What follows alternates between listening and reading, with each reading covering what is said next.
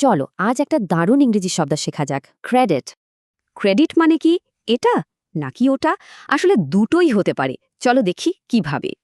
শব্দটা সহজে বুঝতে চলো রিনা নামের এক ছাত্রীর গল্পটা শুনে আসি। রিনার পড়াশোনার জন্য একটা ল্যাপটপ দরকার, কিন্তু সেটার দাম অনেক বেশি। এখানেই আসছে ক্রেডিটের প্রথম মানে। এটা হলো এক ধরনের আর্থিক বিশ্বাস বা আস্থা। রিনার পরিবারের গুড ক্রেডিট আছে, কারণ তারা সব বিল সময় মতো দিয়ে দেয়। এই আস্থার কারণে তারা ল্যাপটপটা এখন নিয়ে পরে টাকা দিতে পারে। কিন্তু ক্রেডিটের কিন্তু আরও একটা মানে আছে। চলো আবার রিনার গল্পে ফেরা যাক। তার বন্ধু আকাশ তাদের গ্রুপ প্রজেক্টের জন্য দারুণ একটা আইডিয়া বের করে। আর এটাই হলো ক্রেডিটের দ্বিতীয় মানে, কারও কাজের জন্য তাকে প্রশংসা বা স্বীকৃতি দেয়া। তাই প্রেজেন্টেশনের সময় রিনা বলে, এই অসাধারণ আইডিয়ার পুরো ক্রেডিট আকাশের।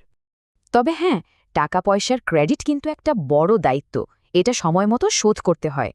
চলো এখন কয়েকটা বাক্যে ক্রেডিট শব্দটার ব্যবহার দেখে নেওয়া যাক।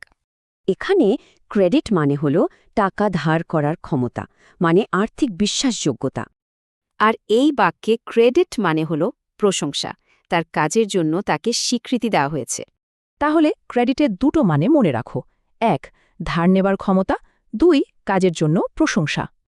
এবার একটু ভাবো তো, তোমার কোনো প্রজেক্টের সাহায্যের জন্য কাকে ক্রেডিট দিতে চাও?